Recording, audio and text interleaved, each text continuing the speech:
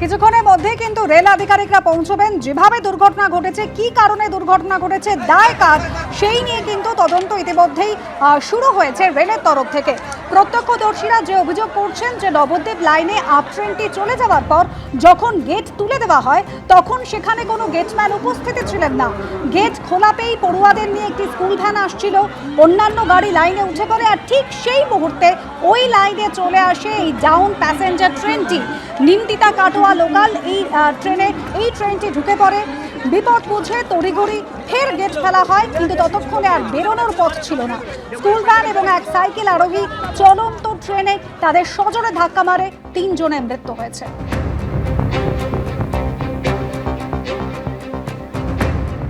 শুক্রবার সকাল 6:40 অর্থাৎ আজ সকাল 6:40 নাগাদ দুর্ঘটনা ঘটে। তারপর দীর্ঘ সময় ধরে ট্রেন চলাচল বন্ধ ছিল। বেলা 12:05 শুরু হয়েছে ট্রেন চলাচল।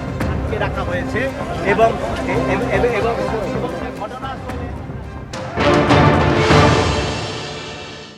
রেল দপ্তর সূত্রে যেটা জানা যাচ্ছে, সকাল 6:40 এই যে পুল কার যখন এদিক থেকে এই দিকে সামনে যাচ্ছিল, ঠিক তখনই এই পুল কারটিকে উল্টো দিক থেকে আসা অর্থাৎ নিমতিতা থেকে আসা লোকাল ট্রেনটি এই যে পুল কারটাকে একেবারে এখানে ধাক্কা মারার পর সামনে নিয়ে যায়।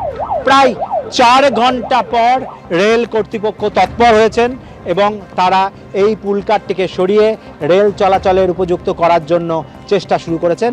ইতিমধ্যেই এই পুল কারটি সরানোর কাজ কিন্তু রেল দপ্তরে যে আধিকারিকরা রয়েছেন তারা করছেন এবং রয়েছে মুর্শিদাবাদ জেলা পুলিশ, আরপিএফ, সমস্তটাই একসঙ্গে কোঅর্ডিনেশন করে এই রেল যাতে দ্রুত চলাচলের ব্যবস্থা করা যায় তার জন্য কিন্তু ব্যবস্থা করছেন জেলা পুলিশ এবং রেল পুলিশ একসঙ্গে, এবং এই জায়গা থেকে এই গাড়িটিকে সরানোর জন্য তারা চেষ্টা করছেন এবং এই গাড়িটিকে সরানোর পরেই বোঝা যাবে এই লাইন দিয়ে অর্থাৎ আজিমগঞ্জ কাটোয়া সেকশনে কখন ট্রেন চলাচল সম্ভব হবে, সেটাও তারা বুঝে নেওয়ার চেষ্টা করছেন।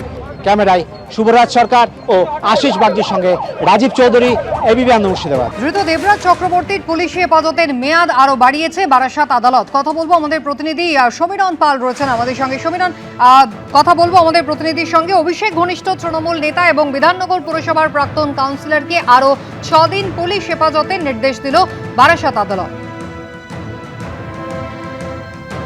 হেফাজতে থাকাকালীন দেবরাজ চক্রবর্তীর ব্যাংকের লকার থেকে 500 গ্রাম সোনা উদ্ধার হয়েছে বলে পুলিশের দাবি।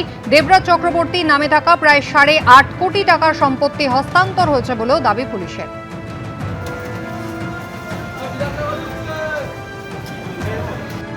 ওনার কনস্ট্রাকটিভ পজিশন থেকে বোধহয় 500 গ্রামের উপর সোনা রিকভার হয়েছে, আরো অনেক অ্যাসেটস রয়েছে। আমরা আজকে 8.5 কোটি টাকার সম্পত্তি ট্রান্সফারের হিসেব দিলাম কোর্টকে।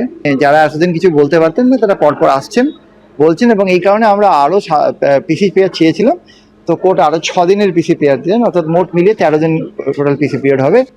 এবিপি আনন্দ, এগিয়ে থাকে, এগিয়ে রাখে।